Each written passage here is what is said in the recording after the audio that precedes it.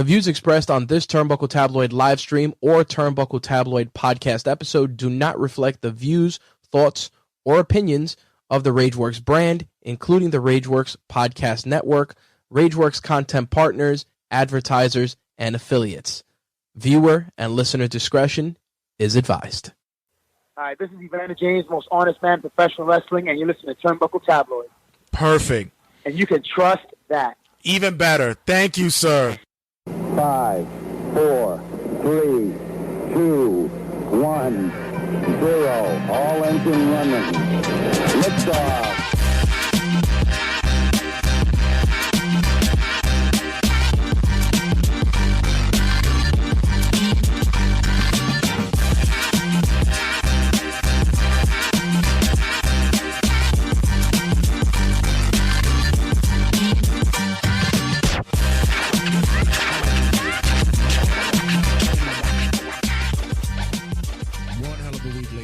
I'm telling you right now, this is an exciting week for me. All right, so boom. This is how we set it off in New York when we start a conversation. We like, boom, check it, right? So what happened was, all right, so this week we're celebrating the 6-year anniversary of Turnbuckle Tabloid. Yes, people, we are 6 years strong with the podcast, ladies and gentlemen.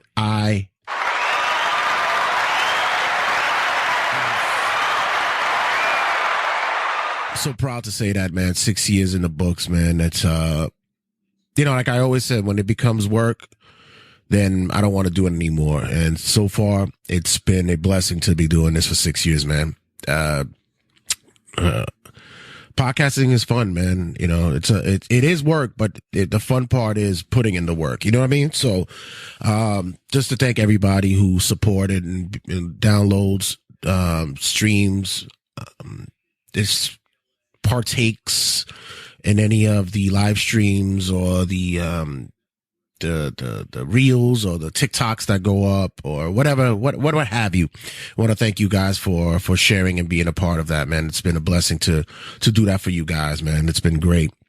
It's been a long road, man. And like I said, from my early days of watching wrestling, being shown to me by my uncle who passed away not too long ago.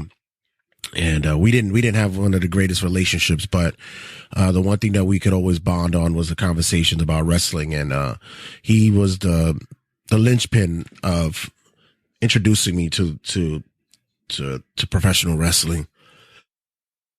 It was the early days of NWA and Bruno Sammartino, Larry Zbyszko, Bob Backlund, and Mil Mascaras, Pedro Morales. It was those early days in which he would show me, the magazines, the videotapes, and I became just a huge fan of it. And to this day, it's just resonated through everything that I do when it comes to professional wrestling. It's professional wrestling. Fucking, from me having to talk to people and intimidate people. And I say intimidate, I mean like in the essence of like cutting a promo on somebody, or just being able to connect with somebody with the t-shirts or certain apparel that I have on. It's always that thing to where we could be walking down the street and I'll have on an AJ Styles shirt on or a CM Punk shirt, and somebody will give me the look and we'll give each other that point, like, yeah, I know what that is. I know what that's about. And like I always said, it's always been a secret society of fandoms, I got to make a shirt that says, wrestling's fake, right? I got to make that shirt. That has to be done. But, yeah, man, it's just one of those, instances in life where we bond through wrestling, and it's been great to go and go to indie shows and run into people who listen to the show, who are part of the wrestling fandom, and we connect for that 2 or 3 hours and just be with each other and talk about what we love. And I get to do that here twice a week. I get to do that and have, thousands of people listen to the show. And it's been an honor and a blessing. And I want to thank Rageworks for that, for giving me the opportunity to do that. You guys are awesome.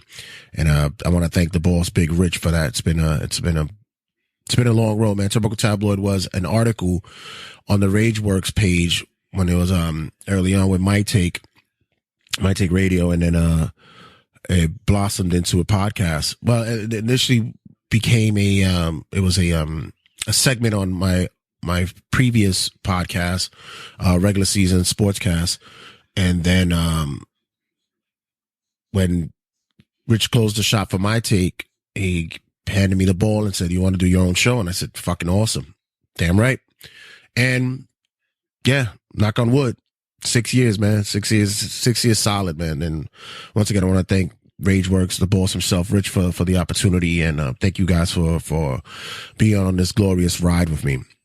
But, there's more to what happened this week as well. But before I go into that, welcome everybody to another episode of Turnbuckle Tabloid, the 6-year anniversary. Make sure you check us out on all social media outlets. Check us out on the like and group page on Facebook.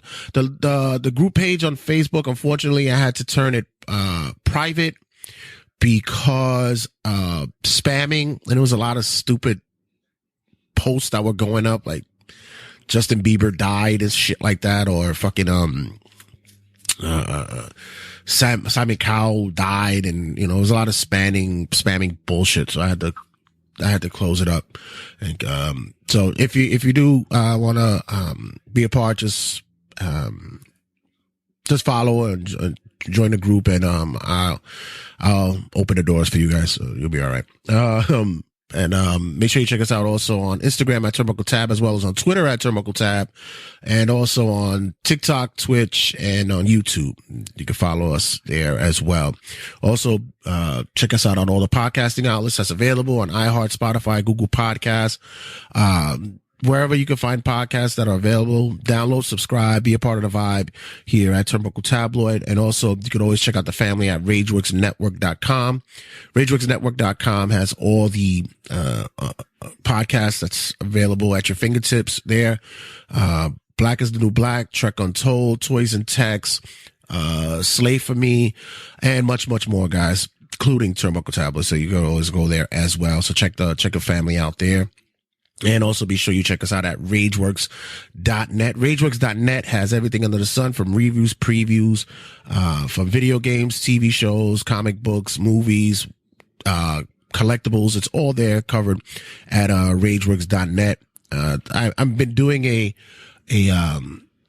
review of WWE 2K23 on the show. You can catch it here. I've been doing it piece by piece. Last episode, I covered the showcase mode with John Cena. You guys could give it a listen to there. And this week, I'll be covering the GM mode. Right now I'm in my GM, so I'll let you guys know that, and a community creation as well. I'll give you guys a review of that. So so RageWorks.net, baby, as always. We do it for the culture, baby. Pop culture, that is. So this week, like I said, it's been it's been crazy because if you guys don't hear it in my voice, I'm just coming off a cold, or what it is. And it was one of those colds that just happened like in 48 hours. It came, hit me like a fucking a hammer across the face, and then started just going away. It's a pain in the ass, man, because I usually don't get sick. I'm not really the sickly kind of person.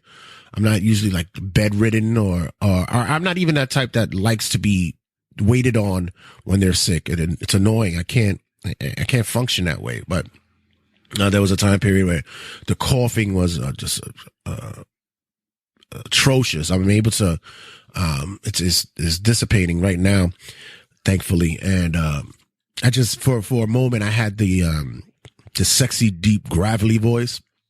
It was working. I was bagging all the ladies for 2 hours.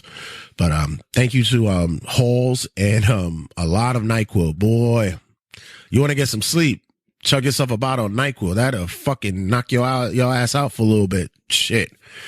Also, this week, I want to thank everyone personally who was involved with something that I needed to do private, well, not privately, but in my personal page. Super producer Sally, many of you guys don't know, she's going to school. She's in high school, and for her major subject, her major in high school is filmmaking. So, knock on wood, I've been very blessed to see her grow and progress as a filmmaker, writer, screenwriter, and such. And in this school, they have to greenlight a certain number of kids' projects. You know, in her class, I think it was like almost 40 kids, and only 6 get greenlit for each of their projects. And Sally's been getting greenlit often, you know, every time. Let's just say every time. Every time that they have a project. So out of you say 80 kids altogether, she's been part of the 12 that's been greenlit. So it's been great. But with that comes investments and finances, and the school doesn't cover everything. So she made a GoFundMe. I wasn't pleased with it, but I was like, you know what, whatever, because I figured that, you know, the parents should kick in some money. But then, you know, there was certain kids didn't want to do it that way. They would try things on their own. They want to, you know, they have their freedom to be independent. So I was like, all right, fine. And I shared the GoFundMe on my private page, my personal page on social medias, and my people showed up. She exceeded far beyond her target. And I want to thank each and every one of you guys who donated and participated in her finances for her upcoming short film. You guys are awesome, man. It's great. And I explained to her, I said, you got to understand that Daddy has a lot of good friends and family who want to see you grow and enhance your creativity. And now it's your time to go out there and show them what you can do. And I'm so proud of everyone who helped us out, because you guys who know me personally, you know, I don't usually like, I don't really like asking people for things. It's not my forte, but you know, it's for the kid.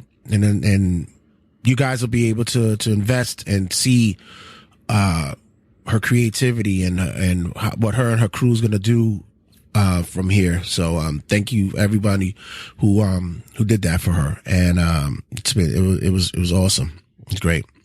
And, finally, on another good note for me, I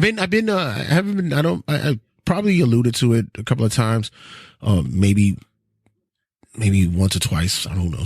But I have been taking care of myself a little bit more. I'm watching what I'm eating a little bit more. I'm back at the gym. I'm getting my steps in. I'm trying to, dissipate the blood pressure issue that I have. I have high blood pressure and hypertension. So I've been on medication for some time, and I'm trying to reduce that. So this past week, I weighed myself, and turns to find out I'm down 20 fucking pounds. Like, holy shit, since January. I came in approximately 272, 273. When you see me, yeah, you can see I'm a wide guy, but I always figured I don't really look it. I just look a little wide. Stepped on the scale a week ago, and I was losing it, but it seemed like as though it just flatlined. Like it was just, you get to a point when you're losing weight and you just plateau for a minute, and you're like, oh fuck, I'm stuck here. Plus, being at the wrestling shows last week, there was a couple of consumptions of alcoholic beverages known as beer that was around. So I was a little bit frustrated with that, but I said, you know what? I think I could rebound from this. And sure enough, I lost an additional 6 pounds in a week. So I was excited. I'm motivated now. Like I'm really trying to get to that target weight that I want by July. I want to get down to at least to about 230, 225 around my birthday. And I'm really focused on that. It's my new goal. So I'll let you guys know how it happens. I might be a thought and just start posting pictures and selfies and shit. I'll just probably thought it up and shit and just be like, fuck it. You know, get my thirst trap pictures out there. Fuck it. You know what I mean? But, let's see how it goes, man. But other than that, man, it's been a wild week, man. It's been a wild week and got much to talk about, man. This week, we have, Wrestling Rundown, people re-signing with companies, people leaving, canceling themselves, possibilities of contracts, expiring and maybe, people not re-signing. And why is Bray Wyatt gone again? We'll get to that, but, much more. We got Around the Square Circle. Our boy, Henry V from, Chokeslam Report stops in. We'll talk to Henry. We haven't talked to him in a minute. He's gonna, walk us through what's been happening with WWE, AEW, and he gives us his insight of what's happening with New Japan as well. So, it was great for him. And a big shout out to him as well. He shared, the GoFundMe on his page, and we got some funding there as well. So big shout out to him. Thank you, my brother, for that. So, much more coming down the way. So don't go anywhere. Stick around. We got a lot to talk about. See you guys in a sec.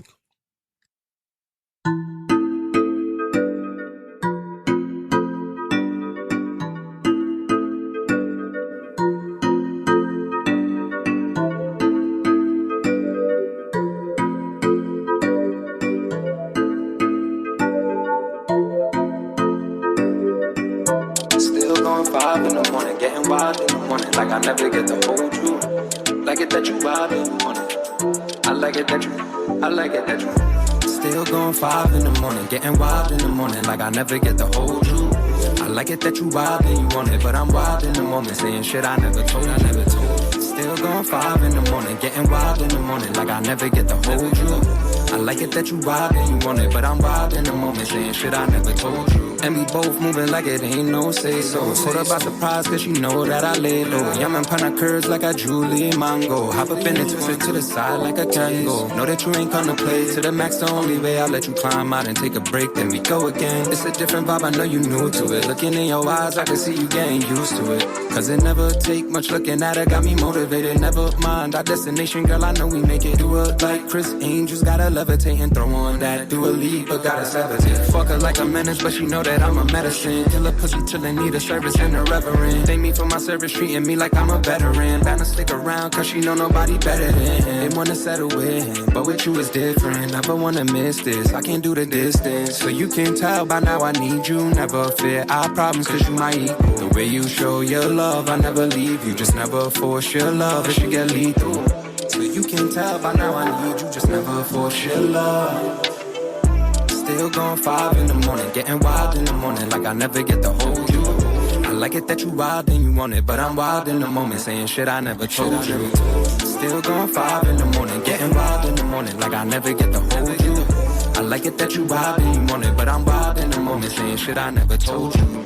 Who you loving, who you wanna be fucking. I need to know if it's a sure thing, just don't tell me it's nothing. I've never been the type of guy that had my hopes high. Baby got me so invested, it ain't hard to know why. Cause it never take much looking at her, got me motivated. Never mind our destination, girl, I know we make it. Do it like Chris Angels, gotta levitate and throw on that. Do a leap, but got us levitating. Look at how we elevated, to this love I'm dedicated. Thought I had no room inside my heart, somehow you renovated. I know that it's real, but I've been on the side of devastated. Please don't feel away if you ever call me hesitate. Fucking with your vibe, I've been feeling it the whole night. Feel good for the moment, I'm just hoping that it go right. Said you love a thrill, so I guess we gotta hold tight. So right, hold tight, girl, this shit feels so nice. It must be heaven where they found you. Girl, I feel at peace whenever I'm around you.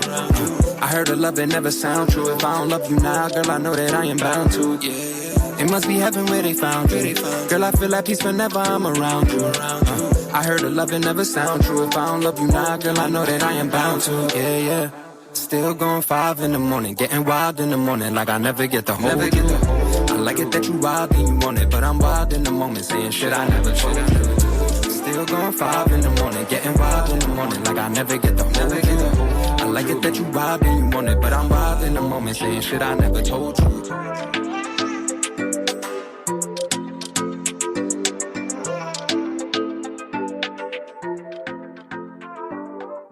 Thanks for listening. We'll be back next week again for a fresh round.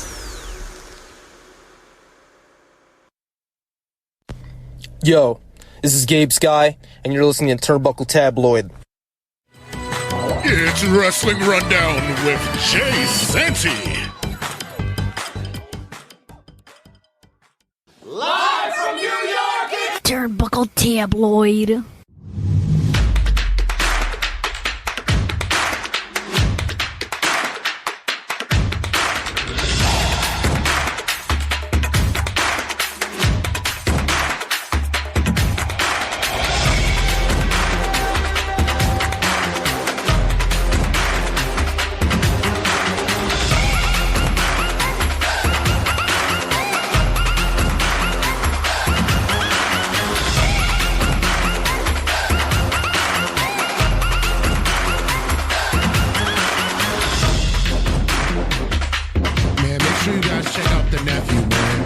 Check out my nephew Mark Bays at Spotify and on YouTube, man. The kid got the vibe, man. I can't front. I've known that kid since he was a wee little lad, and he's grown up to be such a talented young man. And I fucks with his music heavy. So check out Mark Bays on Spotify, SoundCloud, and on YouTube. This week, guys, Wrestling Rundown, and I'm your weekend update Wrestling Rundown, Jay Santy, and here's the news. So, seems like Eddie Edwards has come to a deal with Impact Wrestling. Congratulations to him. It looks like he's going to continue on with Impact. It's been his home, and can't say that I would have seen him go anywhere else. I think the man has done great things over there, and looking forward to see him do many more as well.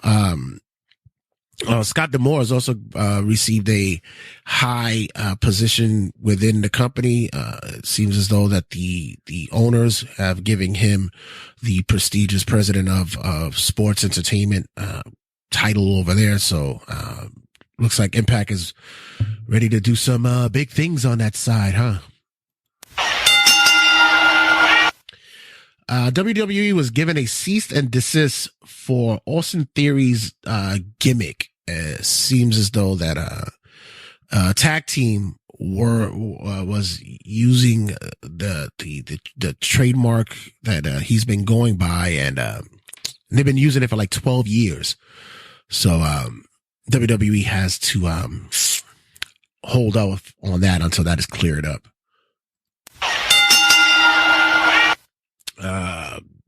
David Finlay has now become the leader of the Bullet Club, ousting Jay White.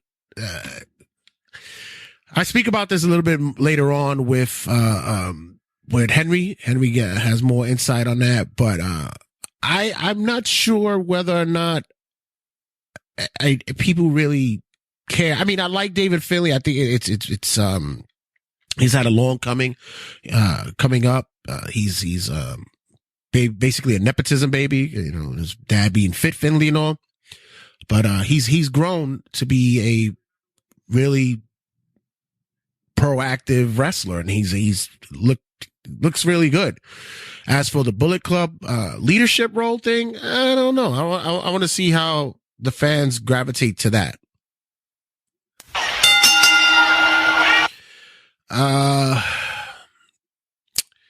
FTR recently just announced, Dax Harwood announced that there haven't been any movements or talks yet on their contracts. Their contracts are still up at the end of April, so there hasn't been anything legitimate as of yet to discuss about if they're staying or if they're moving on. Will they return to WWE? Or they're going to shop around? So we shall see. We shall see. Thankfully, I have a cough button on this Rodecaster, so you guys don't hear me basically losing my fucking liver every time I cough. Bad Bunny will be the host of Backlash in beautiful Puerto Rico. Yeah. Seems as that WWE will be making a stop for the pay-per-view after WrestleMania. They will be in Puerto Rico, and as a matter of fact, I believe that they're running a SmackDown there as well. So that's a beautiful thing. They haven't been there. I believe it's what they said, 15 years. So I know that crowd is gonna be insane. And Bad Bunny's hosting it. Pfft, please.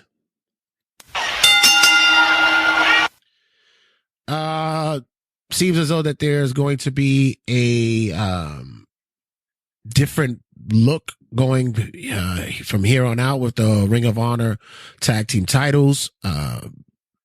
Mark Briscoe announced recently that he'll be putting the belts down, seeing as though that his brother passed away, and there will be a Reach for the Sky tag team ladder match going forward on I believe it's the Supercard of Honor will be the event in which the tag titles will be up for grabs, literally. You saw what I did there? Saray will be leaving NXT. The Japanese woman wrestler is done with the company, and no harsh feelings from either parties. It's just her time to move on. And file this under stupid stories of the week. Seems as though that WWE is trying to get into the gambling market. Vince and his stupid ways is trying to get into the FanDuels, the DraftKings. I don't know what the fuck this is. It's a fucking it's not a legit sport. It's a predetermined activity. But apparently Vince wants to get into the racket. The real problem is that you can't really book that way because the commission, the gambling commission will basically say that the wrestlers cannot know the outcome of their matches, possibly on day of. It doesn't work that way. You have long-term storytelling you're doing. It doesn't work that way. There were certain sites like MyBookie that was taking certain bets, like for Royal Rumbles or WrestleManias, but they weren't anything to the magnitude in which Vince wants. It's stupid. This is fucking dumb. I joked about it for a while that it would be cool to have this up, but it's stupid. You can't do this. It doesn't make a lick of sense. But Vince being Vince,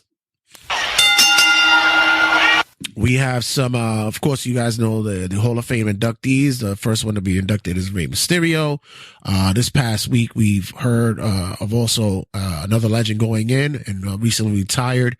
The great Muta will be honored in the Hall of Fame as well, going in. And some are speculating that Stacy Keibler will be getting in as well.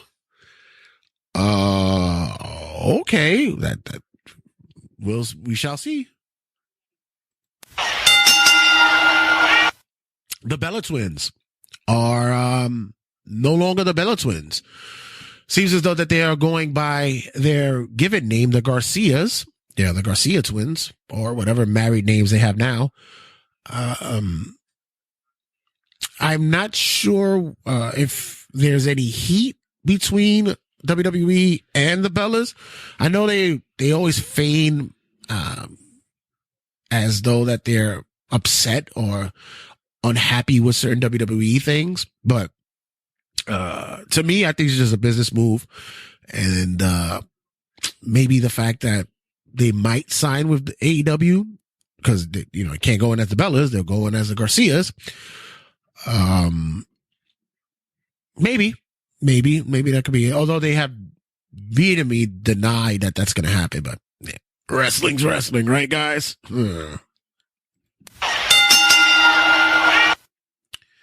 We have a couple of more stories. The Forbidden Door has been announced for June 25th in Toronto. AEW and New Japan's co-show will be happening on said day. Last year was such a big success. I think this year will be a lot better.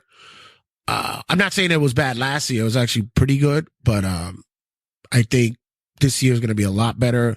I think there's a lot of matchups there that could be in play that would be interesting. For instance, there may be talks of Zack Sabre Jr. versus Bryan Danielson, which I would love to see. Maybe we can get a Okada match with somebody. Maybe versus MJF. Maybe. I don't know. What matchups do you like? Would you like to see a Forbidden Door 2? Well, we'll put a posting on the Facebook page to see what you guys will think about that. Davey Richards seems as though that he's canceled himself. The 40-year-old wrestler has come to terms with retirement due in part because documentations that were released by the courts stating that he had domestic violence issues and due to a divorce settlement with his wife, well, his ex-wife now, and also discussions of cocaine abuse and cocaine rage. Davey went on to his Twitter, and I'm paraphrasing here, but basically saying that the allegations are false. Any bruising that you see on my wife is due in part to her training in mixed martial arts, in which they both do. That's the kind of stuff that happens in MMA. There was never any charges brought against him for domestic violence or any assault charges. And any other accusations that are laid out are just false. And rather than just be blackballed by the wrestling community, he says, I'm going to cancel culture myself. If I'm not mistaken, I remember some time back that Davey took some time off due to injuries, but he also wanted to pursue some education in medicine. I'm not sure, if I remember correctly, I believe he was going in to be an EMT or something of that magnitude. So we shall see, man. It's unfortunate. He's a gifted, talented wrestler. The last time I saw him, he was in MLW, doing some things over there. But these things happen, man. It's always three sides of the story, man. One side, the other side, and then the truth. Oh, as a matter of fact, no, it should have been this one.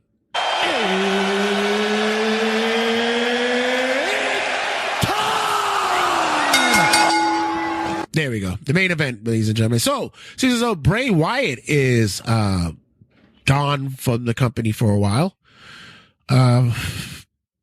Some are saying that it's an undisclosed injury. Some are saying that he may have had some creative issues going forward. Some are believing that this is Vince thing, and Bray said, I'm not with this whole Vince coming back and being involved in the creative process. I don't know. I've heard a lot of sides of stories of people believing that Vince is back and he's in the driver's seat. I would have a feeling that it is, because this will be the first WrestleMania, quote unquote, that he wasn't going to be involved in. But do you really think that he wouldn't be involved in this? I mean, come on, let's be honest here. It's Vince. He's not going to besides WWE itself, his baby is WrestleMania. Do you really think that he's going to let someone else run his fucking brainchild? Like, come on. It's unfortunate because the product has been doing well. Numbers have been going up, ratings wise and such, and viewership has grown immensely. We have people coming back to the company since Vince was, I guess, gone. But with Bray, the build-up for him coming back was exceptional. I thought it was phenomenal what they did. Then you got him here, and you did what did you do next? I mean, I don't understand why did it flatten out so much? I'm going to say that I think Triple H brought certain people back, such as, Dexter Lumis, Johnny Gargano, Karrion Kross, and Bray, during an integral time where we were still having that story to Mania happening. So you're throwing them in the mix. It's like last minute, whereas he could have taken full control helm of said gimmicks and personalities after this year's Mania, which I still think is possible. I think there's room for that improvement to occur with these guys. The draft will be coming up soon, and I believe that there will be some corrective gimmicks and storylines that will be fixed with all of them. But the Bray Wyatt situation is kind of tough because you're putting them in matches with my nose is getting clogged. You're putting him in matches with certain individuals, and you're basically burying them. The only one who came out shining brighter out of their matches was LA Knight. He actually got more over than anything. Bray was scheduled to face Bobby Lashley at WrestleMania, but we don't know how or what is going to occur there. So, yeah, that's going to be interesting. So, other than that, when we come back, we'll have much to discuss with our boy Henry V from Chokeslam Report. He'll be stopping in to talk WWE, AEW, and as well as New Japan stuff. So, don't want to miss that. And I'm going to go blow my nose. Check you guys in a sec. This is the good old jar, and you're listening to Turnbuckle Tabloid.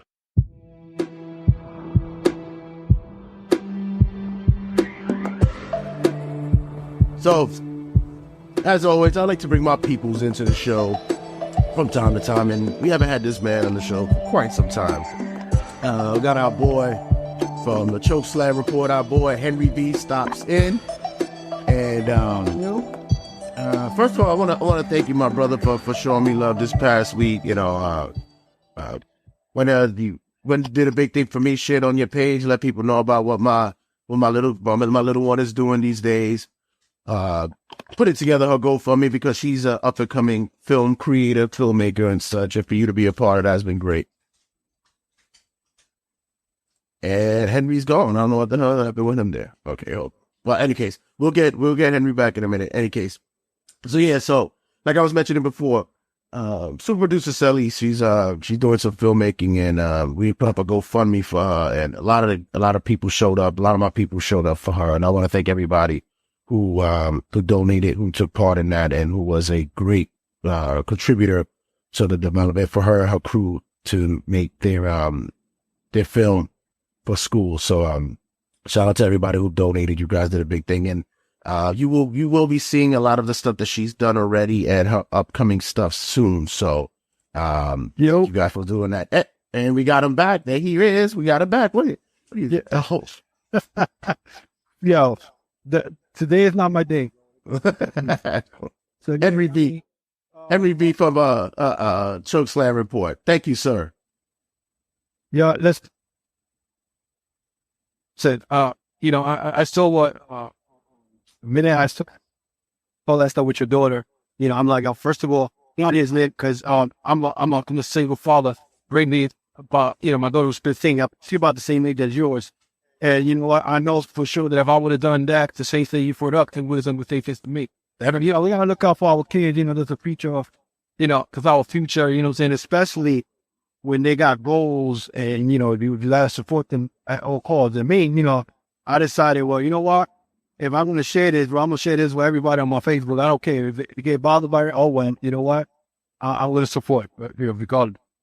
Yeah, you guys, you did it. You actually had somebody from your side who donated as well, which is a beautiful thing, man. And then, like I said, this day and age, and people know me because I'm like, I usually don't do stuff like that. It's just like for me to share things like that, it's basically me saying like, hey, you got to do it for the babies. You got to do it for the kids, right? I got to do it that way.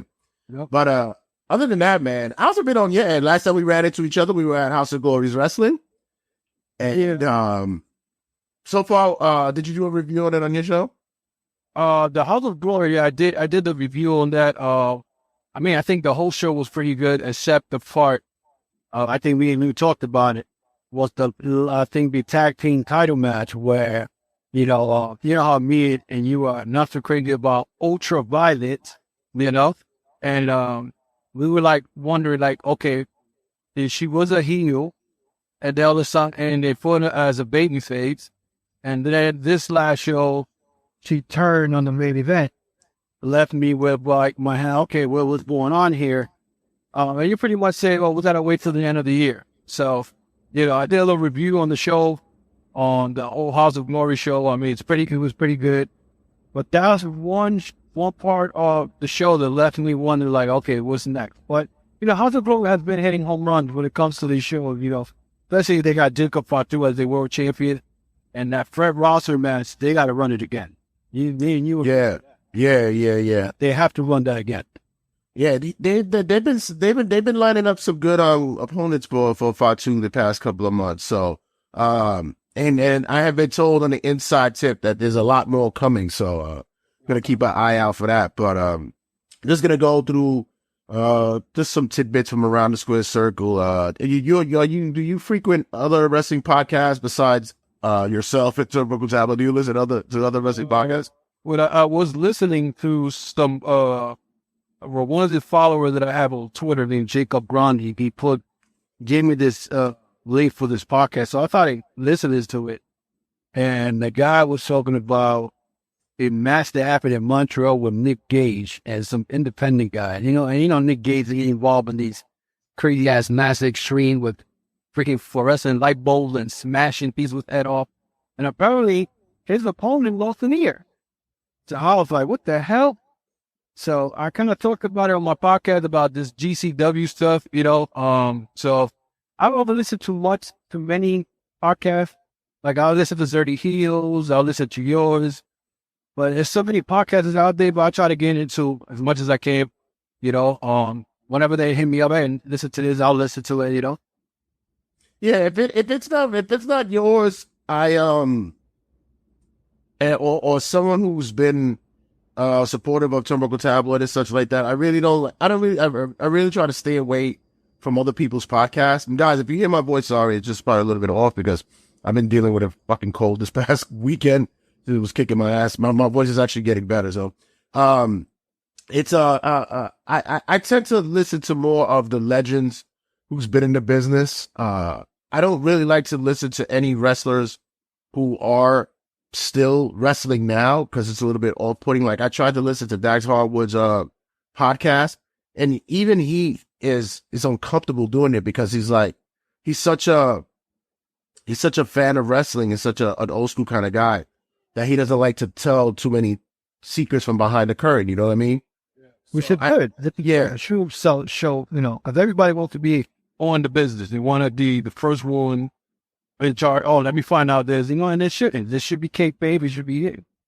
Yeah, so I like when guys go about it that way, and they're not really too open about letting us know how matches are booked and such like that. That's why I like the old school guys. I listen to Kevin Nash's Click This podcast. It's actually a really good podcast. He does more than just wrestling. He goes into politics. He goes into current events. He's very hands-on when it comes to everything. He's not afraid to talk about whatever. And especially, with his recent, passing of his son, he was very, transparent and open about that conversation. And really good. This week, the past 2 weeks, he was talking about if he would ever do Saturday Night Live, the NWO Legends show, and, like I said, the current events. It's really good listening. Him and Sean Oliver do real well on it. Cornette definitely was talking about AEW and how much he hates Revolution. Oh, God. I don't even want to know. I don't want to hear what he got to say. He got nothing positive to say about AEW. I know AEW, sometimes especially that TNT title picture, it says, I don't know how to put it, but it's a shit show. So, but yeah, every time Cornette opens his mouth, this are little guy that, and I said it before, like the Ric Flair, the M. Bischoff. Now I think my public enemy number one in my podcast is Conan, especially when he made that comment about Kenosuke Takeshita for doing the Eddie Guerrero shimmy, and he was like, "Oh, he can't do it because he's Mexican." I'm like, what kind of shit is that? You know what I'm saying? Like the person has to be Mexican to do that, So, I try not to listen to a lot of these guys because they sound bitter to me. Yeah, I get that, but I also get like a lot of them, like Nash.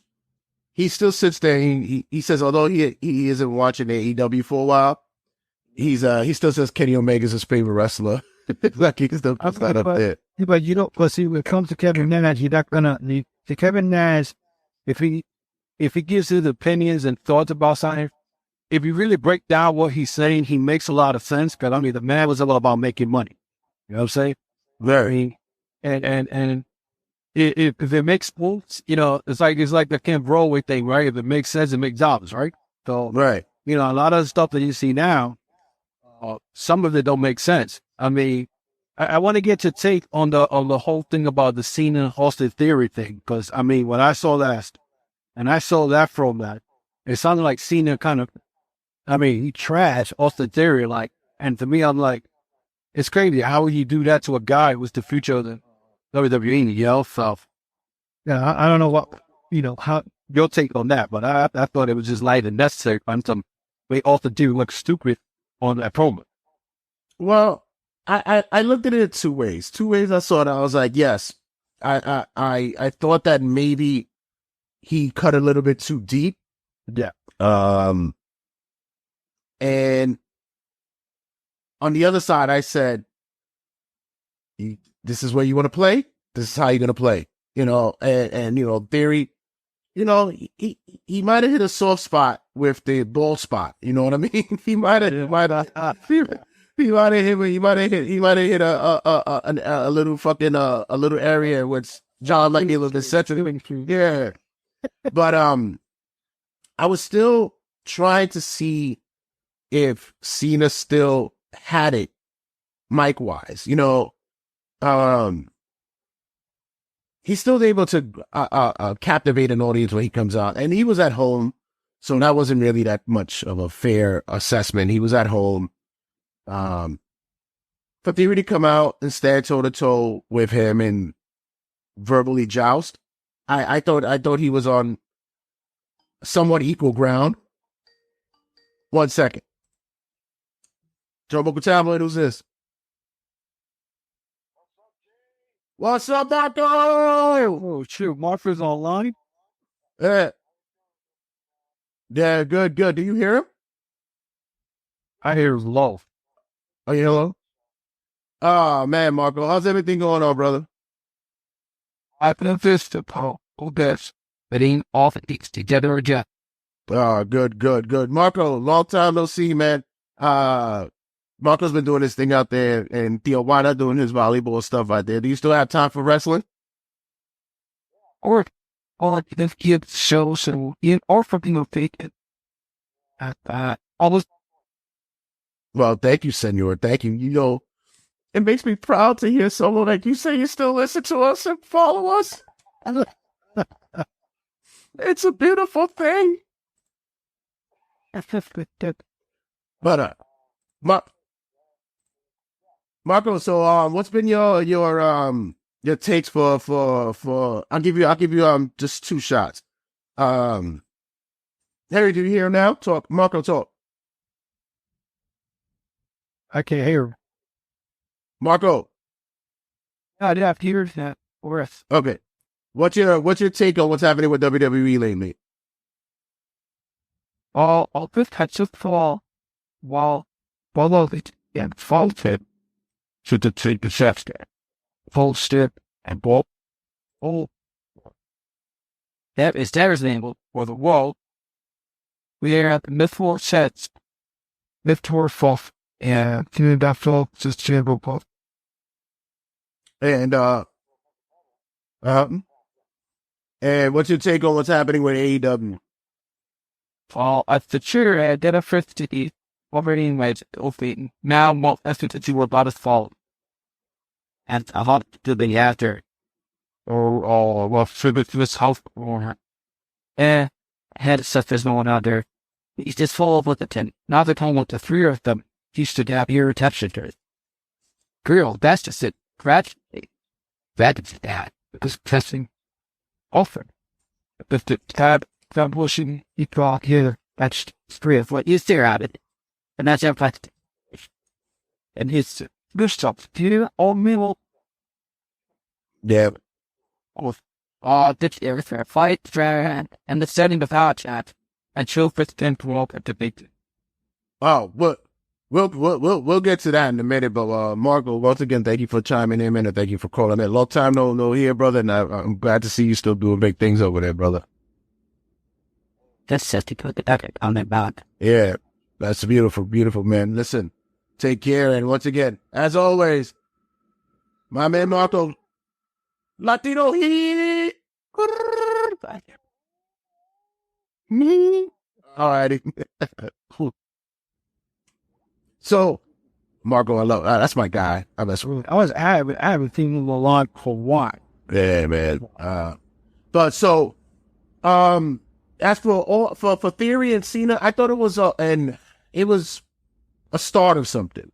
I think I would have probably saved that promo, like the real like going in deep, cutting deep promo. I would have probably saved that for like right before Mania, like right the week before. Yeah, the go home show. Right. As for the Cody Rhodes build up on Raw, the kid could talk anybody into the building. I mean, oh yeah, he's doing fantastic work that way. But I could have also gone with the fact that I don't need to see him every Monday because. Well, now you see him Monday and Friday. Yeah, exactly. Now we're getting double duty from him. And I understand that they're trying to. Well, actually, this past Friday they had him being the negotiator between Sami Zayn and Kevin Owens. It's kind of worked out, but now do we really need him at SmackDown now? You know what I'm saying? Well, as you can see, they're cross-pollinating each show. So I guess that's what the model is for now until they get a legitimate roster for said shows. Apparently the draft is going to happen again right after Mania. So I guess we'll see these cross promotions until then. There's also rumors swirling around that the belts will be separated by SummerSlam. What's your take on should there be the Universal title and the World title, or should they just be one main champion? Okay, everybody better sit back because I'm about to just go off on it. So basically, the way I look at it, what's more important, the Universal belt or the World belt? So I mean, to me, they need to, why don't you just unify the belt, bring back the old school with Angle belt back, and have, if Cody wins it at WrestleMania, have the belt, he defends the belt in both rings. I mean, it makes no sense of having 2 belts. It doesn't make no sense because they've been talking about it for past, God knows what, a couple of months away. They're gonna have both belts split up. Then what was the point of having Roman Reigns with both of them? You know what I'm saying? So to me, they should just have one belt. The tag team belt is the same thing. not a set of belts, just one tag team belt, and that's it. Because it makes no sense. So, because my thing is, what's more important, the Universal title or the World title? You know what I'm saying? And to me, honestly, the World title means more because of the lineage. I mean, it goes back to 1963. The Universal title was what, 2016? Right. So you're making a title who's been around for 7 years more important than the World title has been around almost 50, 60 years. You know? So I think they should just let the unify the belt and make one belt. Because first of all, those WWE belts look horrible. A big ass W. Make them, make them look like a wrestling belt, not like a belt buckle. Yeah. So yeah. So to me, I think they should just, I don't know if anybody heard me already, but they should just split it up. I mean, and just bring back a belt that looks like a wrestling belt, not like a belt buckle. No, I and that's it. What they'll do is just make the two titles more, the mid-card titles more important. And I even said, look, if you're going to have one title on one end, one title on the other, and you want a title to bounce on both shows, get the TV title. Let's get a TV title up there. That'll be fun. I mean, do we really need a TV title? I mean, I think, honestly, the United States title, what Austin Theory has, should be pushed to another level. Because the United States title, we're talking about the United States title.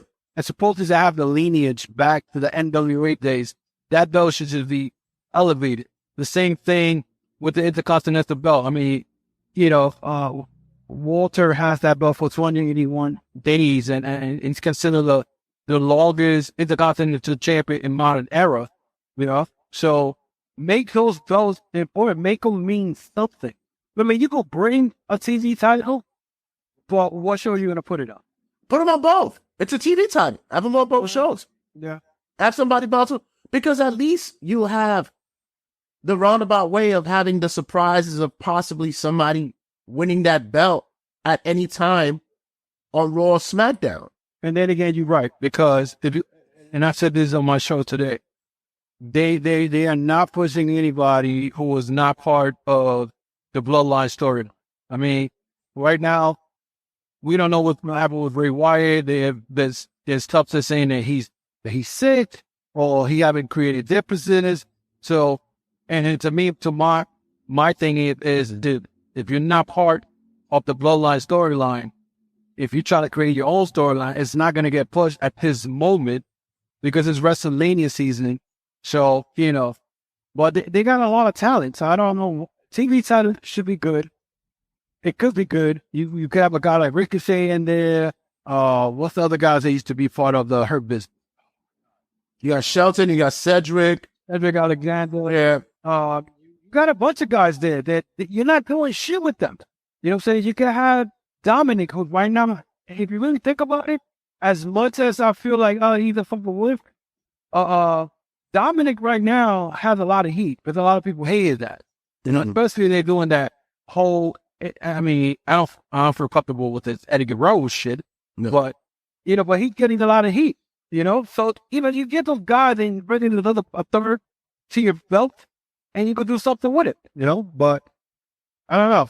I mean, to me, there's a lot of other guys that they got Loogans. They're not really doing nothing with him. Johnny Gargano, who's probably one of the best wrestlers they had in NXT, they're not doing nothing with him either.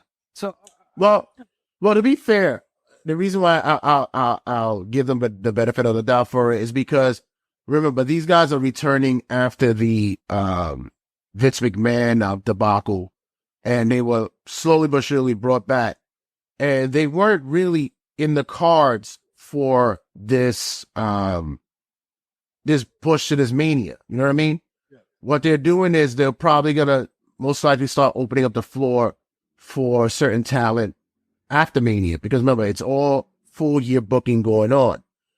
You got to make changes here and there, but for right now, it's, let's get these guys on the roster. Let's get them back into the circuit. Let's get them into some matches, and maybe we can build storylines with them. Let's see what happens after Mania. Let's get that. I mentioned the TV title because it's reminding me, and I'll go back to it in a minute, but it's reminding me of what AEW is doing with the TNT title. Oh, God. Talk about a TV title at best over there.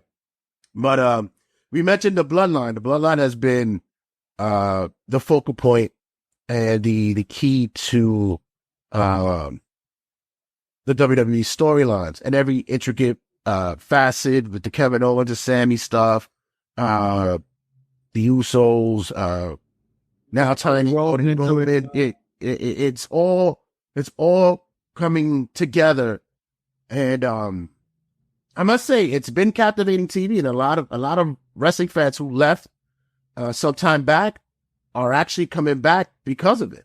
Yep, that's the only reason I watch it. I don't watch WWE the whole 3-hour show or the whole 2-hour SmackDown. I'll go to the Bloodline storyline. I'll watch a match and then I'll watch the promos because in reality, you take the Bloodline storyline out of there, what do you have? Nothing really. And I think once again, it goes to the fact that that's how it's just been planned. And this was long storytelling, which is something that we haven't seen in wrestling in quite some time that makes logical sense. I don't expect them to have, the MCU universe. They're not, they're not built that way. We're not going to see the Craig dynasty and some shit like that. This is not what they're having. Yeah. It's just that they're centralizing their focal points. They have their side stories with, the Gunther and Drew McIntyre, Sheamus match leading up. We're getting the Cena and Austin Theory match, like we mentioned. Sheamus should get their Intercontinental belt this time. I want that to happen, but I don't think that's gonna happen. Why? I mean, the guy, that's the only belt that he's lifted. Yeah, but I also believe that they really gonna want Gunther to break Honky Tonk's record. Oh damn, that's what. Yeah. And Honky Tonk had 18-1 reign. He'll have it until by SummerSlam. Oh shit. Yeah. So we're also getting, and I'm not even mad with the whole Rhea Ripley Charlotte Flair builder. I'm okay with that. Okay. And I love that you brought that up because in reality, I don't know if you could agree with me or not, but I think honestly, Rhea Ripley should beat Flair for that belt. There's no if, no but. You know what I'm saying? I think it makes logical sense that she does. I'm even entertained with Dominic putting his 2 cents in. He's so, he's grown on me, especially with the heel thing. He's grown. Yeah. And he's a lot more comfortable on the mic. I know a lot of people doing comparisons between him and Jungle Boy. Oh, come on. But I'll say this. He has grown to be very comfortable on the mic. You talk about Dominic? Dominic, yeah. Yeah, I mean, I don't know why people even comparing Jungle Boy with Dominic, because Dominic, he already, when he got into Judgment Day, his mic skill was pretty good. I didn't see nothing wrong with it. Right. While people even comparing with Jungle Boy. Jungle Boy is pretty good. I mean, I think he uses too much curse word, and he got in trouble for that shit not long ago, one time. But, wrestling fans like compare everything to Han. Just annoying. Well, yeah. You gotta compare one way or another. You gotta do the MJF Miz comparisons. You gotta do that. You gotta have that kind of conversation. It's the nature of the fandom that occurs with this. But other than that, right now, the WWE product has been able to draw eyes back to the company in which it lost. And you've seen it, everybody wants to draw up numbers, the ratings, the demos they're taking. But like I said, numbers don't lie. And you're seeing it. Raw's actually bumped up immensely in their ratings in the past couple of months. The numbers have gone up. SmackDown has been steadily holding on with their numbers, over 2 million every episode, which is very good. But we can agree to this though. And the only reason is in the 2 million mark, Raw on the SmackDown. Well, I think SmackDown is a little better than Raw. Yeah, because it's wrestling scenes, and I've been saying this since the last 2-1.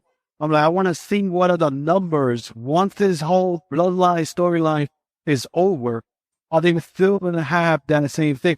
Roman Reigns, I don't think Roman Reigns retaining that belt.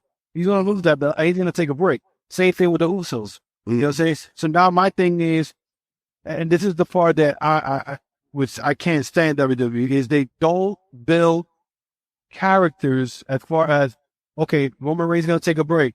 Let's get the next guy who's going to be the biggest heel. And the only thing I can think of that could happen with the biggest heel could be that Jay White shows up the night after WrestleMania and he becomes the big heel. But I seen Jay White coming in, and if I say he's the biggest heel, he'll be the flavor of the month. I'm telling you that right now. You know what I'm saying?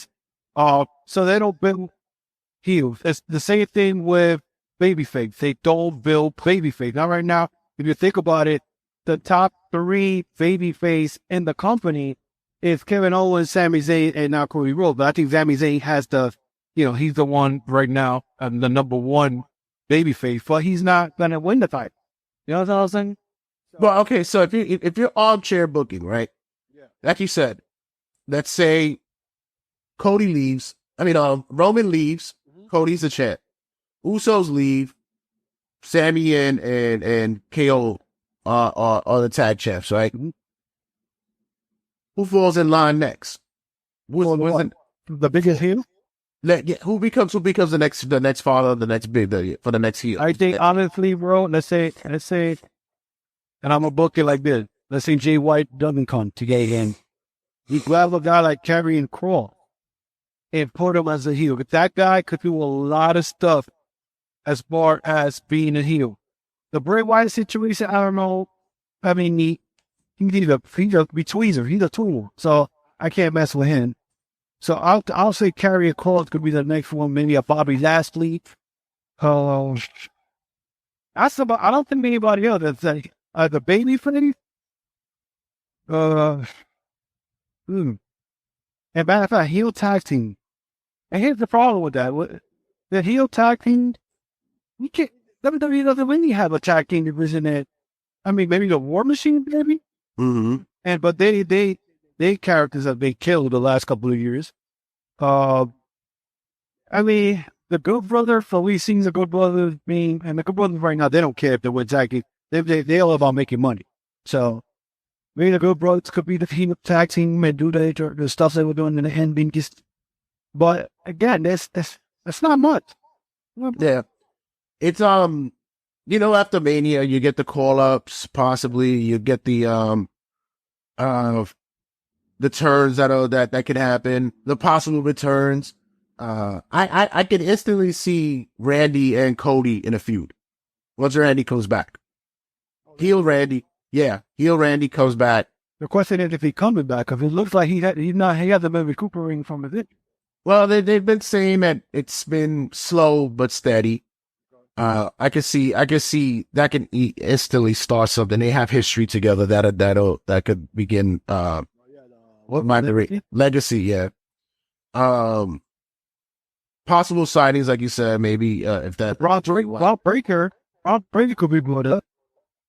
You think he's ready to for the main Rob? I think no. Carmelo is. I don't think that Braun is, but they're gonna want to push him quickly. They want to bring him up. And yeah, I would like to see them shake it up and do something different with a lot of the talent. I want to see what they do with the Brawling Brutes. I want to see what they do with Drew. I like that. I would like that after Mania, that Karrion Kross gets a bigger look on the roster. He's pissed off. I know he was on NoDisqualification.com saying that he was stressed out because they hadn't been pushing with a way he thought he was going to get pushed. When he first came in and he attacked Drew McIntyre when McIntyre was feeling Roman Reigns, I said, oh, good. He's going to be also feeling Roman Reigns. But then they put him in Saudi Arabia and Kennington lad against McIntyre. He hasn't done anything up there feuding with Rey Mysterio. And I think that's lost talent. That guy's talented. I don't understand why they're not even embedded her. Once again, it's a Triple H rehire that was just thrown in the mix last minute. I think that once Mania season is done, it's going to get the restart and he's going to get a different look. You know, it's one of those things to where let me put them out there so they can be seen by the universe again. Let them get acclimated with what's going on, and then we can get them going into some storylines. Because Raw's gonna need it. They're gonna need a new look. SmackDown's gonna need a new look. They're gonna have to shake things up. And do you think Vince McMahon is gonna be involved in shaking all that stuff up? Well, that was a question that I was gonna pose to you, since many people are worried that he's already had his hand in the fucking in the kitchen cooking again. Do you think that that's happening now? Oh yeah. Oh, you gotta look at it. Well, you gotta look at it. What they did to Oscar looks different. I mean, I like Oscar's new look as far as the fainting and all that, but that weird shit she did this past Monday, I was like, well, what the hell is all that? And I've been saying this in my podcast also, is you want to take a bathroom break for WrestleMania, and you just take a bathroom break on the Brock Lesnar Omos match, because that promo that did this past Monday pretty much tells me that McMahon is involved in making that match. Because first of all, and if people will be like, oh, you know, whatever, but Brock Lesnar feuded with the Big Show. The Big Shows will have more talent than Omos has been.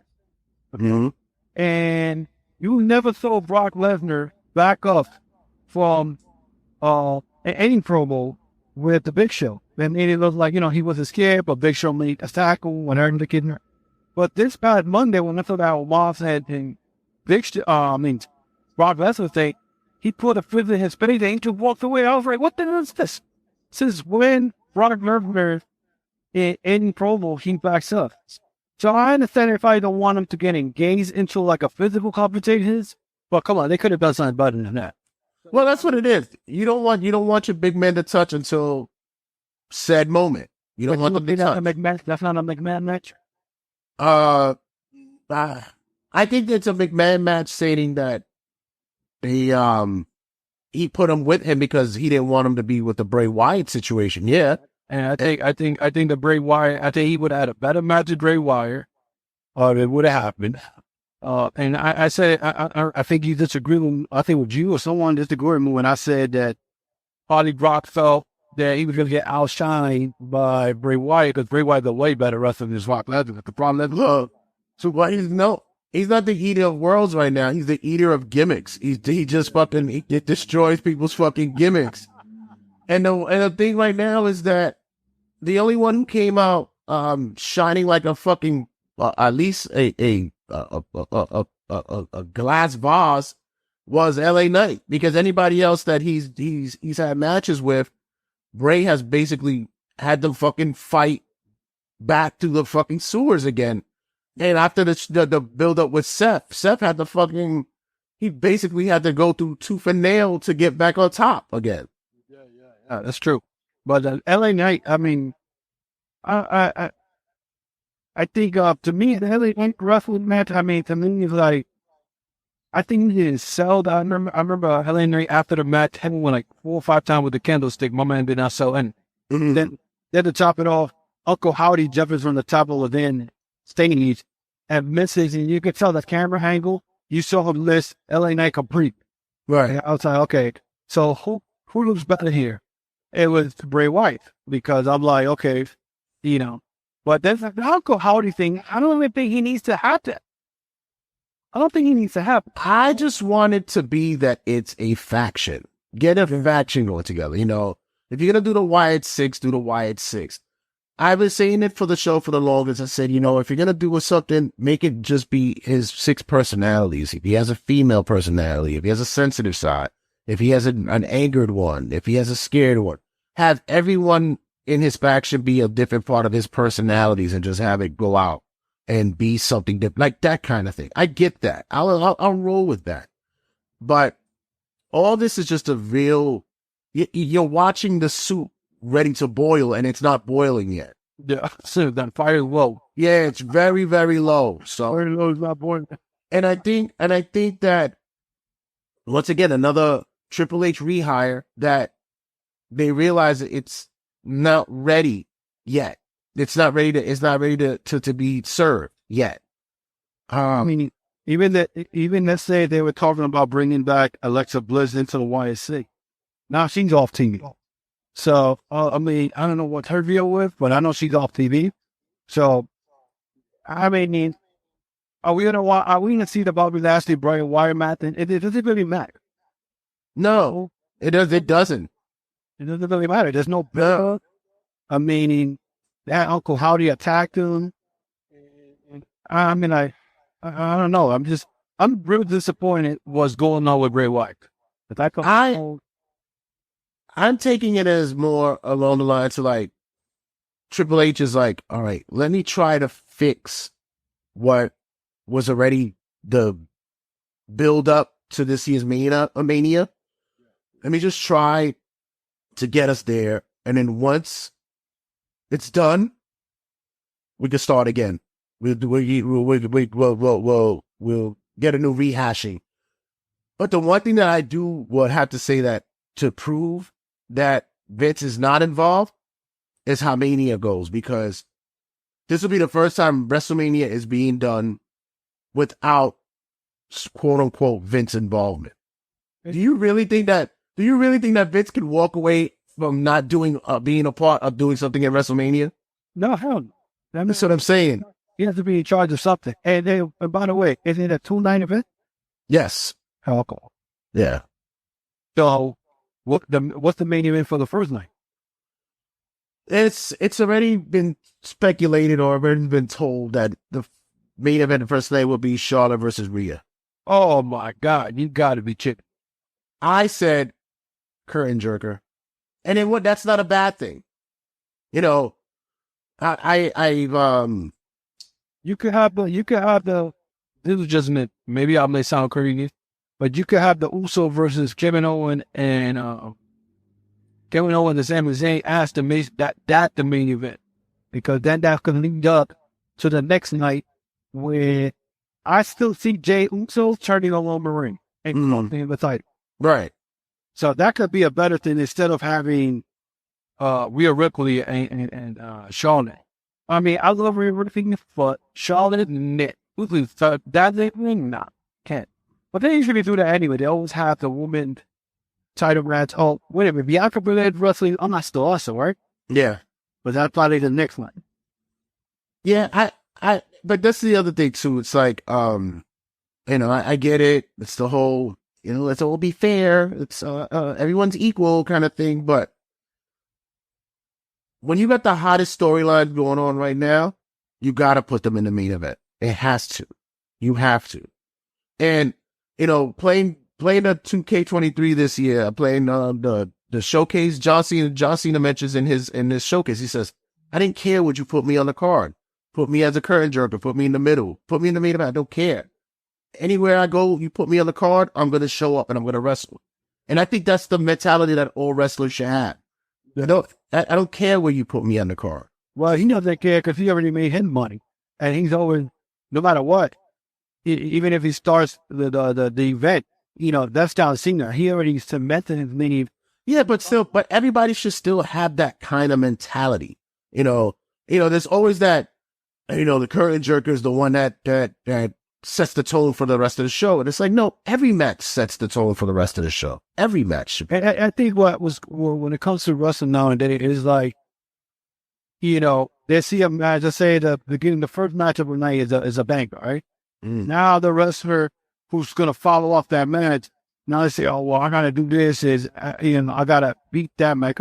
I mean, that's the way it should be, because you'd be like, well, that front end was good, well, I'm going to do something better. And some of them don't know how to do that. You know what I'm saying? Or they would do stuff that you'd be like, okay, then why did that person did then? Why are you taking this type of risk? But we see a lot of that shit is being dubbed. But, I mean, not every match has to be a banger. You know what I'm saying? All it has to do is just keep the audience captivated. Just be in it. Speaking of captivation, this carries over to AEW, which I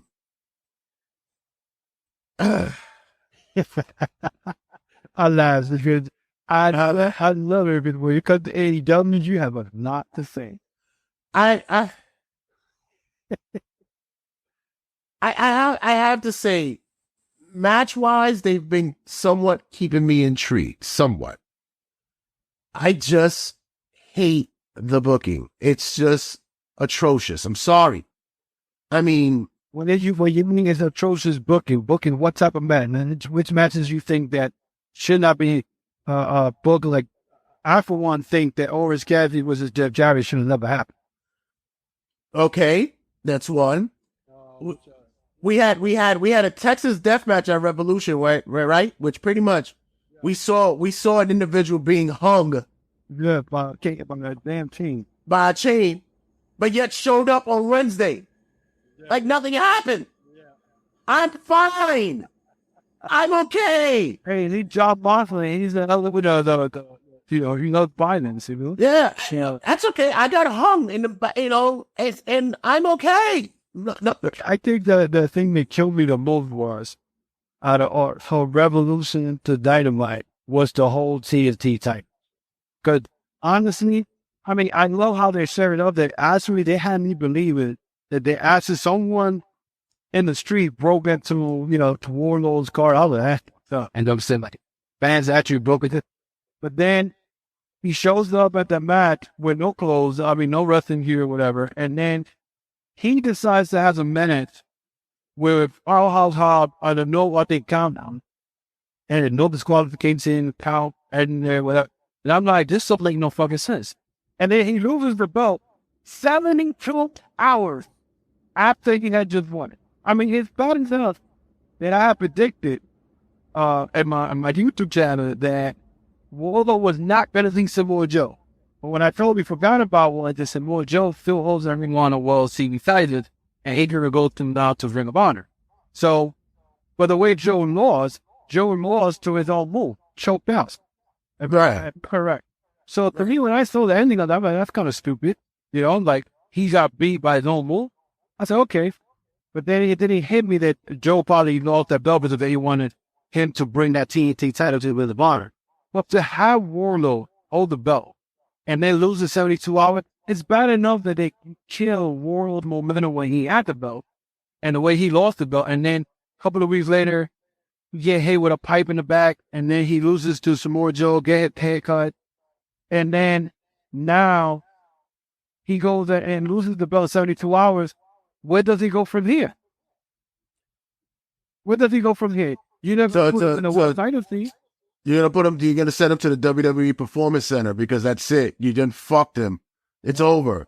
Yeah. Listen, you didn't have a build up. You didn't even let it simmer to a boil. You did another cooking reference. You didn't even let the stove get hot. You just automatically threw that guy in the fucking into this picture, and he lost his belt that quick. The TNT title should have a hot potato on it. It should be a hot potato on the plates, because that's what you're doing. You're bouncing it from one person to another. It's like us Puerto Ricans said, you get football our phone on the meat. No, well, nothing. It's to me, and let me, and like I said, I think a couple of weeks ago on my podcast, I said, the TNT title has been in Shandon ever since. When Sammy Guevara had the belt and Cody beat him, and like on a Christmas time, I think it was Phillies were won, and then Cody ended up losing the belt, and 3 weeks later, because he wasn't ready playing the lead AEW. Right. From there, I think Scorpion Sky won in it, and then Sammy got it back, and then Scorpion Sky got it back, and then he changed it to a yellow strap because he wanted the LA Laker look, and then who was it? Dan Warner won it. He held the belt for a while, but I think out of all the TNT champions that they had, the only one that made it look special was Miro. When Miro had that belt, because he made it like, okay, I got the belt once he would have beat. But then they have Sammy V. You know what I'm saying? But ever since then, and I said it, that TNT title has changed hand in the last 4 months 5 times. And Miro's still on the milk cart because we still can't find where he's at. The one thing that I can say right now that's been holding on has been the MJF stuff. This Wednesday, I thought this was probably the coolest thing I've seen in AEW in a while. was when they had the pillars come out. I thought that was probably the coolest thing there. But they're gonna, I think they're teasing a 4-way title match for Double Olympic. And, like I mentioned earlier, Jungle Boy actually spoke well, except for his little potty mouth. But with Sammy and even Darby came out, and Darby sounded, somewhat like a man should sound. I thought it was very smart to do that. Yeah. It came out of nowhere, and now that Maxwell is done supposedly with his run against Danielson, this is where you're gonna go with it now. And I thought that was a pretty smart move for them to do there. As per what's going down with like Marco mentioned earlier, with the trios thing, everyone's a trios now. We're gonna all the trios now. And I think the day is gonna be feuding with House of Black, which will be pretty much. I mean, this past Friday, Daniel Garcia beat Brody King, which I'm like, what the fuck? Like that sounds stupid. But I'm real interested in the Blackpool Combat Club and the Elite thing. My thing is, you're gonna have a fourth member come in for BCC. I don't know if it's gonna be Chris with that. I mean, because Bryan Danielson, Bryan Danielson is not coming back. I don't see Danielson coming back until Forbidden Door. I think with Junior has been calling him out for a match with for Wong. So that's going to happen because last year he wasn't able to do it because he did. So, but I think there's going to be a fourth member, but it's not going to be Bryan Danielson. So I don't know who's going to be the fourth member. Because you see already, is the Elite going to get back together? You got 4 members and against 3. You got to have a fourth member. You know what I'm saying? Now that I got you with AEW, what do you think about this Outcast and whole storyline? I don't care. I just don't care. I don't care. And the reason I ask you, because this is what I'm looking at it. Hope they're not trying to be the same thing that WCW did back in there. You remember when Kevin Nash and Scott Hall came in?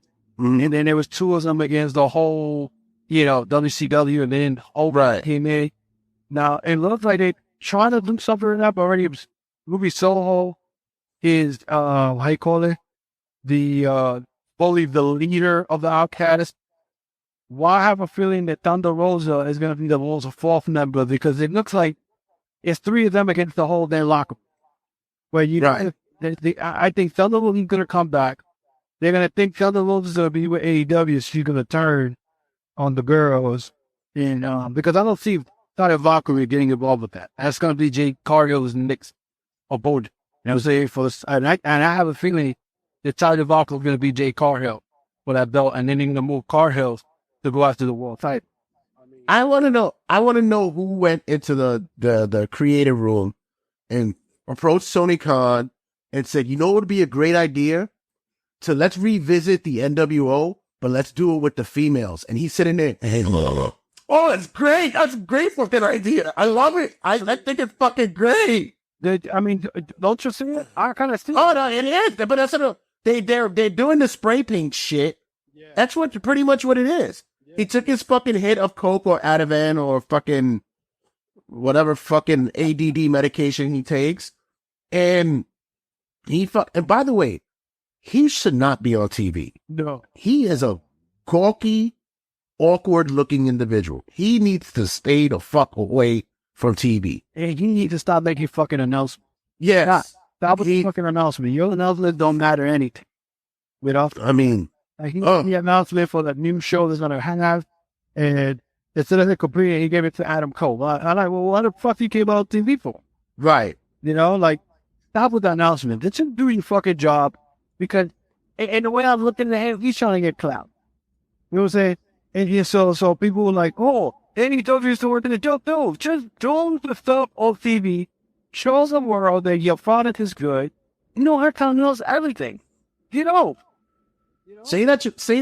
Come out for big announcements. Say that you signed fucking Brock Lesnar or some shit like that. Yeah, stop with this, we're going to have a new TV. Who cares? That behind the scenes shit, I'm going to give it following 2 months before they fix it up. That's just gonna last as long as Roads to the Top. Shit, if it lasts that long, shit, I'll be surprised. Does FTR stay in AEW? Yes, I think. Okay, I think so, because right now they need to get another fighter. Right? There's no way in the world you're gonna bring them back, and because I know their contract is up next month. Mm-hmm. The contract is up next month. I mean, there is rumors going around that they already signed, but that's here or there. I think they'll sign. I think they'll stay for the simple fact that probably Tony Khan. No, you let FTR go to WWE, you're a fucking idiot. Because there's no way in the world. Who could you replace right now? If you look at the tag team division, okay, who's better than FTR in that tag team division right now? Nobody. Exactly. I mean, the only reason they can give the time to the Guns is because they're going to be transitional champion. They're going to lose the belts to FTR. They're going to lose those belts. So, if they don't, then, bro, let me tell you something. Tony Khan, they just sell this fucking company. Sell it. Are you still paying for Honor Club? Are you paying for the Ring of Honor Club? I'm not playing no fucking Honor Club. You know why? I saw the first episode. The first episode was pretty good. It wasn't bad. Mm-hmm. Then I saw the second show, and I'm like, who are these people? I don't know half of these people. So they look like they're bringing a lot of the indie guys into Ring of Honor, but then again, that was the plan anyway.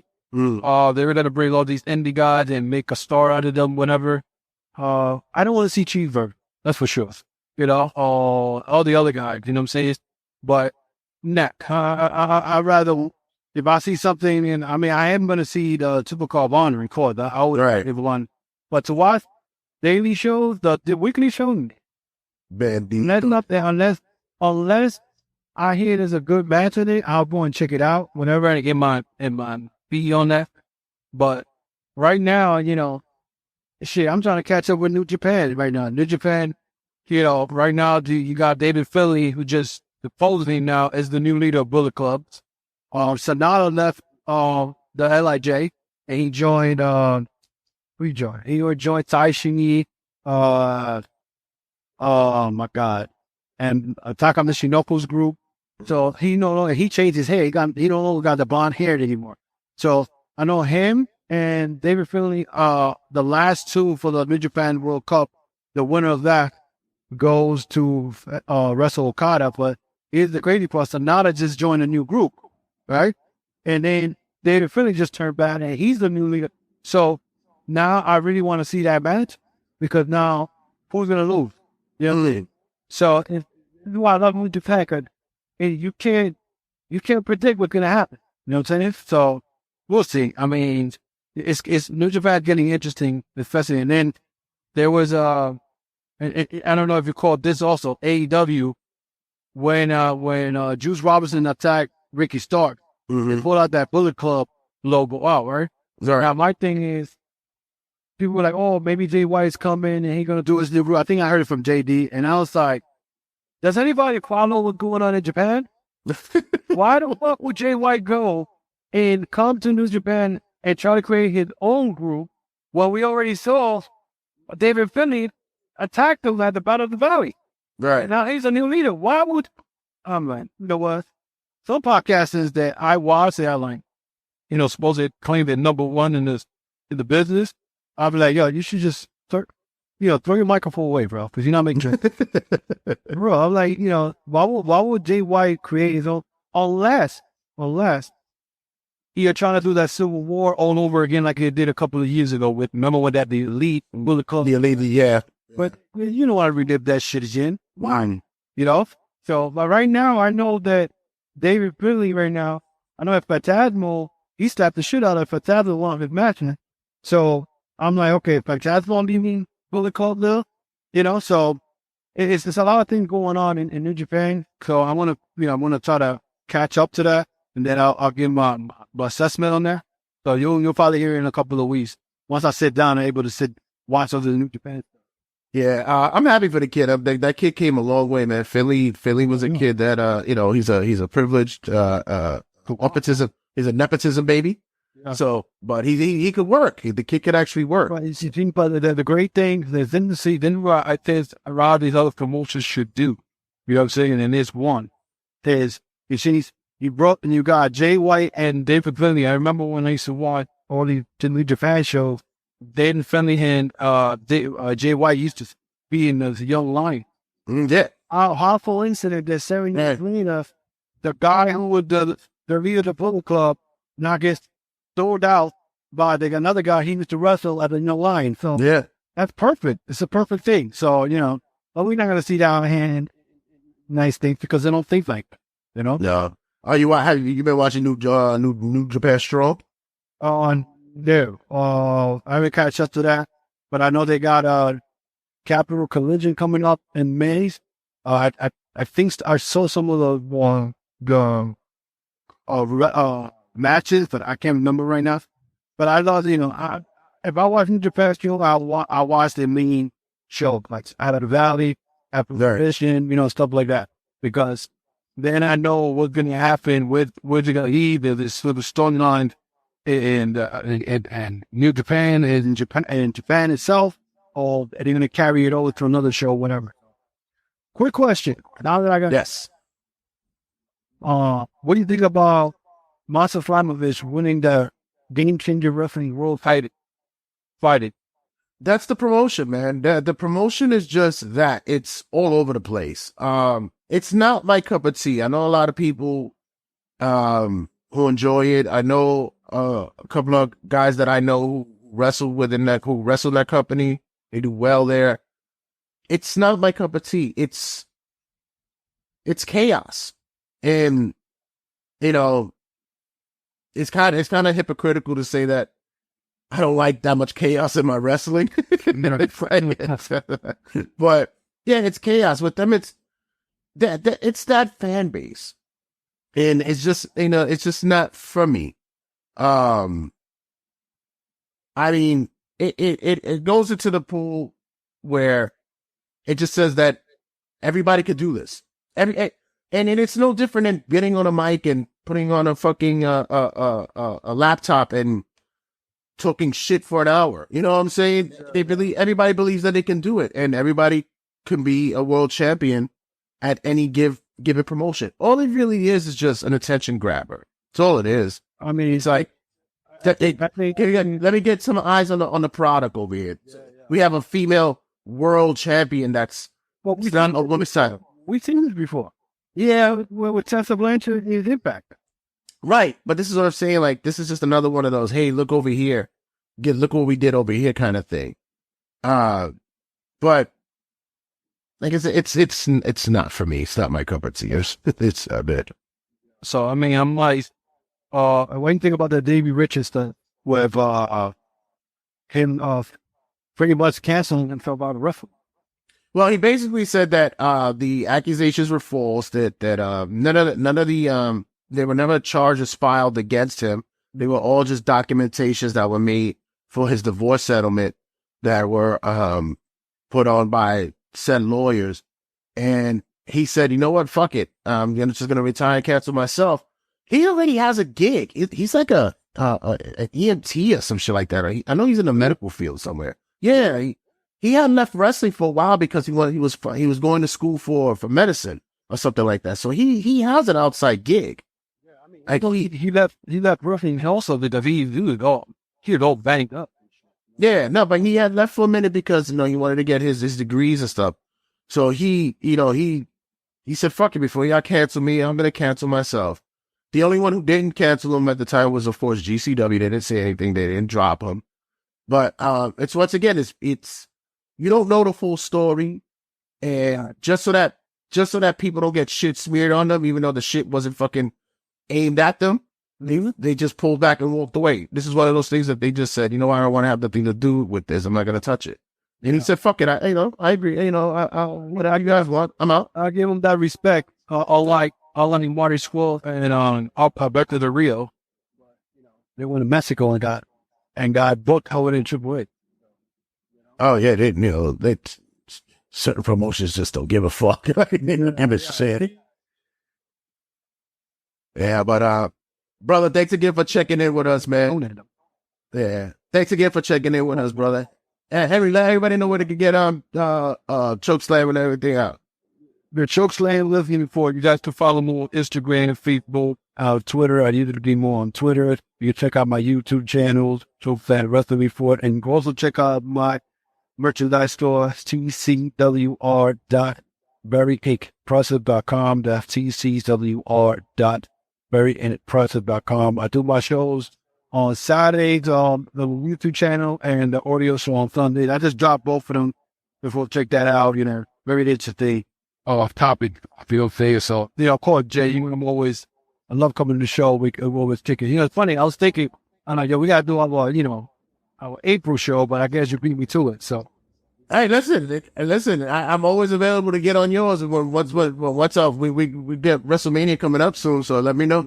Yeah. Okay, cool. No problem, man. Thanks for having me in your show. All right, brother. Thanks again for the love, man. And guys, thanks again for checking in for the show. And we out of here.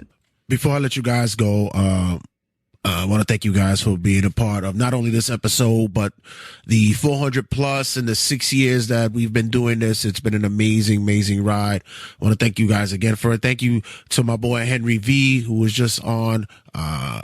If you were listening to the conversation, my apologies. You could tell I was sickly, stuffy nose and all that, but the show must go on. I'm still here. Damn it. I'm still here. And as always, before I let you go, I have to say that what transpired this past week with the support and the outpouring love that everyone was giving to my daughter and giving her the support for her creativity and her filmmaking, I want to send this message to everyone else out there who's listening and a part of the podcasting world. I want to say that paying it forward always brings good karma to you. Always brings prosperity to those around you, and it's been a common practice for me to do such things as well. I might not be able to do much for a lot of people, but anything that I can do at any time to help people move forward will help me feel better about myself and hope, because I want to make sure that everybody else is doing well around me as well. I don't want it I don't want to just feel as though that I'm the only one who's succeeding in life. I want to help others succeed as well. And that's something that we should all be doing for each other. And we have so much negativity in this world that we really need to start looking out for others in need, and, or just others who need that little push. So thank you guys again for your time, your attention, and your love. And as always, make sure you check us out on all social media outlets. Check us out on all the podcasting outlets, and check us out at RageWorks and at RageWorks.net. I'm out of here, guys. Later. Love y'all. 5, 4, 3, 2, 1, 0. All engine running. Liftoff.